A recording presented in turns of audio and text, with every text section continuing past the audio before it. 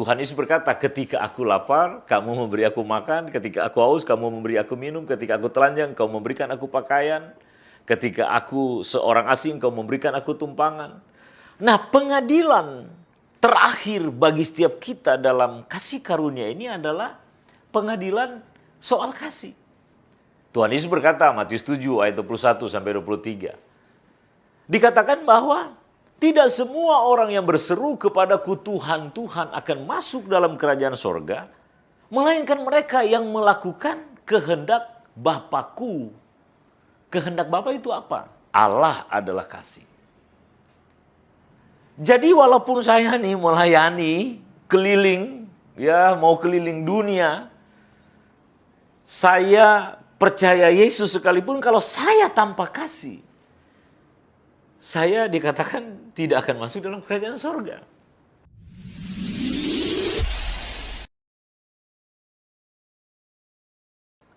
Saya Michael Ponelo. Saya sedang merenungkan hari-hari ini mengenai kehidupan yang bebas dari dosa. Apakah kita bisa benar-benar berhenti dari yang namanya dosa? Saya melihat di dalam diri saya.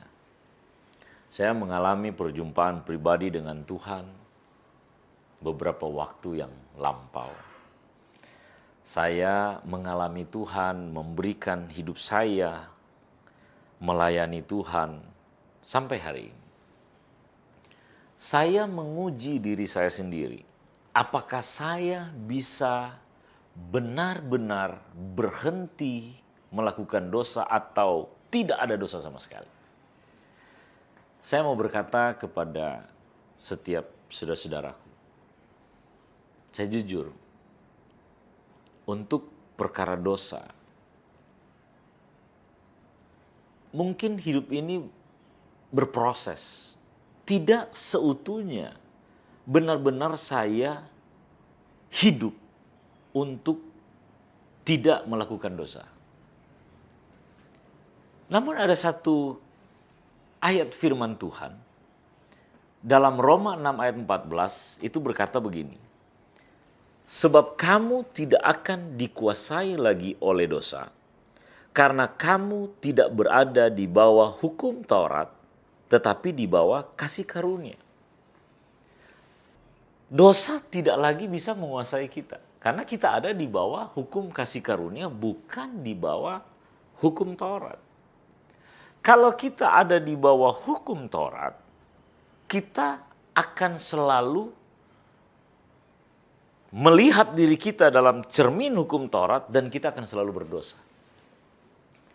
Karena hukum Taurat, kalau kita pelajari dalam Alkitab, Perjanjian Lama di mana dalam Kejadian, Keluaran, Imamat, Bilangan, Ulangan, 5 kitab Pentatiuk, kitab Taurat. Di sana mengajarkan mengenai kesempurnaan. Allah itu sempurna, Allah itu kudus, dan manusia harus mengikuti itu, tolak ukur itu, baru dia dikatakan tidak berdosa. Saya mempelajari dan melihat dari tokoh-tokoh Alkitab Perjanjian Lama, Abraham. Abraham tidak lepas dari dosa. Lalu Ishak, Yakub penipu. Lalu dia diganti namanya menjadi Israel dan menjadi bangsa Israel yang kita tahu sekarang ini. Bagaimana kehidupan mereka yang berjalan yang selalu berdosa, karena ada hukum itu yang diberikan dan mereka tidak bisa untuk menjadi orang yang tidak berdosa. Karena ada banyak sekali pelanggaran-pelanggaran yang mereka lakukan. Firman Tuhan bilang, kamu tidak akan dikuasai lagi oleh dosa karena kamu tidak hidup di bawah hukum Taurat, tapi di bawah kasih karunia. Saya pernah berbicara dengan seorang hamba Tuhan. Dan dia berkata bahwa kalau kita ikut Yesus, kita harus berhenti berbuat dosa. Saya bilang, iya, betul. Lalu saya kembali bertanya kepadanya. Saya bertanya kepada pastor, apakah pastor masih berdosa? Dia bilang, oh iya. Nah lalu kenapa? Nah berkata kita berhenti berbuat dosa. Lalu dia katakan begini, berbeda kita hidup di dalam dosa dan atau jatuh dalam dosa. Kalau hidup di dalam dosa artinya kita terus ada di dalam dosa itu terus menerus. Nah kalau jatuh dalam dosa ini proses, kita bisa bangkit lagi. Oke, lalu saya berkata kepadanya, apakah kamu sudah benar-benar tidak berdosa? Dia menjawab, saya masih berdosa. Nah, saya merenungkan nih perjalanan kehidupan kita. Apakah kita benar-benar menjalani kehidupan yang tanpa dosa? Dan saya mau berkata secara jujur bahwa ini adalah hal yang mustahil bagi setiap kehidupan kita kalau benar-benar kita tidak ada kesalahan lagi dalam menjalani hidup. Namun, kebenaran berkata bahwa kalau kita hidup di bawah kasih karunia, dosa tidak akan berkuasa lagi. Saya merenungkan begini, ternyata di mana ada aturan, di sana ada pelanggaran. Kita ingat beberapa waktu yang lalu ya, Indonesia dan negara-negara yang lain ada pandemi dan ada aturan-aturan dari setiap daerah harus pakai masker. Kalau nggak pakai masker nanti bisa dikenakan sanksi. Dan perjalanan itu harus ada izin perjalanan di mana harus ada cek kesehatan dan sebagainya. Kalau tidak melakukan itu tidak boleh melakukan perjalanan. Nah aturan-aturan ini kalau di zaman itu, zaman yang masih berlaku, kalau kita tidak lakukan, maka kita akan kena sanksi hukuman. Tapi ketika aturan itu diangkat, tidak lagi dilakukan, maka tidak akan ada kesalahan-kesalahan lagi. Demikian dengan hukum Taurat. Hukum Taurat sudah tidak berlaku lagi. Oh, saya mengatakan ini karena ada di dalam dasar kebenaran firman Tuhan. Coba ya kita baca dalam Efesus 2 ayat 15. Firman Tuhan berkata begini. Sebab dengan matinya sebagai manusia, ia telah membatalkan hukum Taurat dengan segala perintah dan ketentuannya. Untuk menciptakan keduanya menjadi satu manusia baru di dalam dirinya dan dengan itu mengadakan damai sejahtera. Kalau kita baca ayat ini, jelas sekali dikatakan bahwa dengan matinya sebagai manusia, ia telah membatalkan hukum Taurat. Jadi hukum Taurat itu sudah dibatalkan menurut ayat firman Tuhan ini. Pada waktu saya di Israel kemarin, seorang anak muda diskusi dengan saya. Dan dia berkata, hukum Taurat itu nggak dibatalkan. Karena dalam Matius 6 ayat 17, Yesus datang untuk menggenapi. Nah, saya katakan begini kepadanya. Yesus datang itu masih di masa hukum Taurat berlaku. Dan untuk masa transisi dari hukum Taurat kepada hukum kasih karunia. Pada waktu Yesus datang, dia berkata, jangan kamu menyangka bahwa aku meniadakan hukum Taurat. Tidak ada satu titik pun yang akan ditiadakan sebelum semuanya terjadi. Sebelum semuanya terjadi ini apa? Nah, ternyata sebelum semuanya terjadi ini bicara dengan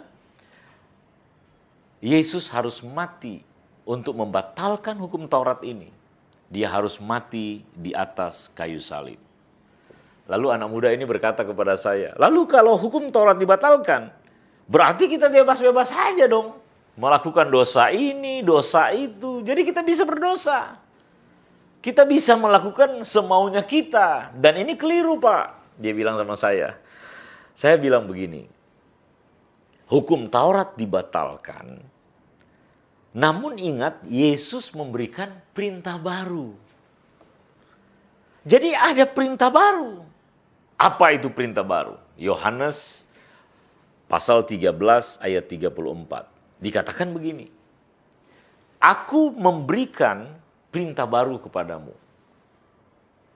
Kasihilah seorang akan yang lain. Dengan demikian kamu adalah murid-muridku. Lalu Yesus berkata ini ada 3 kali dalam Injil. Dalam Injil Yohanes. Dalam Yohanes pasal 15 ayat 12 dikatakan, kasihilah seorang akan yang lain. Inilah perintahku kepadamu. Ini perintah yang baru. Lalu diulangi lagi Yohanes 15 ayat 17. Kasihilah seorang akan yang lain. Inilah perintahku kepadamu. Jadi perintah baru itu adalah kasihilah seorang akan yang lain. Hukum Taurat dibatalkan, lalu ada hukum kasih. Dan pengadilan terakhir itu bukan pengadilan menurut standar hukum Taurat, tapi pengadilan menurut standar hukum kasih. Makanya dikatakan dalam Matius pasal 25, ayat 34 sampai seterusnya dikatakan, pada hari terakhir, pada penghakiman terakhir, Tuhan akan datang memisahkan kambing dan domba. Domba-domba di sebelah kanan, kambing-kambing di sebelah kiri. Lalu yang akan diadili di sini adalah hukum kasih. Tuhan Yesus berkata, ketika aku lapar, kamu memberi aku makan. Ketika aku haus, kamu memberi aku minum. Ketika aku telanjang, kau memberikan aku pakaian. Ketika aku seorang asing, kau memberikan aku tumpangan. Nah, pengadilan terakhir bagi setiap kita dalam kasih karunia ini adalah pengadilan soal kasih. Tuhan Yesus berkata, Matius 7 ayat 21 sampai 23. Dikatakan bahwa tidak semua orang yang berseru kepadaku Tuhan, Tuhan akan masuk dalam kerajaan sorga, melainkan mereka yang melakukan kehendak Bapakku. Kehendak Bapa itu apa? Allah adalah kasih. Jadi walaupun saya nih melayani, keliling, mau keliling dunia, saya percaya Yesus sekalipun kalau saya tanpa kasih, saya dikatakan tidak akan masuk dalam kerajaan surga. Karena hukum kasih karunia ini adalah bicara soal hukum kasih. Jadi saya merenungkan begini. Dosa tidak akan berkuasa lagi dalam kehidupan kita. Kenapa? Karena hukum Taurat sudah tidak berlaku. Tapi hidup kita yang percaya kepada Yesus, Tuhan Yesus mengajarkan kepada kita adalah untuk kita saling mengasihi satu dengan yang lain. Ini adalah ajaran yang Tuhan bilang, Tuhan memberikan perintah ini nggak banyak, hanya mengasihi. Tapi ini kalau tidak ada Roh Kudus, saya bilang, aduh ini mungkin nggak ada orang yang bisa melakukan ini. Kalau pipi kiri ditampar, kasih pipi kanan. Jangan balas kejahatan dengan kejahatan. Pembalasan itu adalah hak Tuhan. Ampunilah orang yang bersalah kepada kamu sebagaimana aku mengampuni kamu. Dalam perjalanan kita nih, saya merenungkan Tuhan, aku tidak mau hidup di dalam dosa. Saya mau berjuang, mengasihi Tuhan, mengasihi sesama. Tidak mudah secara manusia. Ketika kita putuskan untuk mengiring Tuhan, ada yang fitnah kita, ada yang buat kita atau menyakiti kita. Apa hal yang harus kita lakukan ketika kita disakiti? Dalam tuntutan hukum kasih, jangan balas kejahatan dengan kejahatan. Berdoalah bagi orang yang menganiaya. Ya, semua orang punya kekurangan, punya kelemahan. Semua orang dalam standar hukum Taurat masih berdosa. Tapi dalam anugerah Yesus kita dibenarkan oleh Tuhan. Dan Tuhan memberikan perintah yang baru. Kasihilah seorang akan yang lain. Ternyata iman akan bertumbuh dengan perbuatan kasih. Iman tanpa perbuatan adalah mati. perbuatan kasih ini adalah satu hal yang Tuhan Yesus inginkan dalam setiap hidup kita. Waktu saya berbicara dengan anak muda ini, saya bilang, hukum Taurat dibatalkan, tapi ada perintah yang baru, yaitu hukum kasih. Dalam kita menjalani kehidupan, pastikan diri kita memiliki kasih. Jangan merugikan orang lain. Sekalipun kita nggak sempurna, kita mungkin masih punya kekurangan, kelemahan, masih punya dosa. Tapi belajar untuk mau mengasihi Tuhan, mengasihi sesama. Kalau kita punya dasar mengasihi Tuhan dan mengasihi sesama, kita akan terhindar dan bahkan bisa saya katakan bahwa kasih itulah yang menyempurnakan kehidupan kita. Ketika mulai dalam pelayanan, yang berubah secara total dalam hidup saya adalah kasih Kristus di dalam hidup saya membawa saya untuk hidup di dalam kasih. Kalau dulu saya kalau marah sama orang, saya akan berusaha bagaimana orang itu untuk saya bisa balas. Dan saya akan sakiti dia kalau dia menyakiti saya.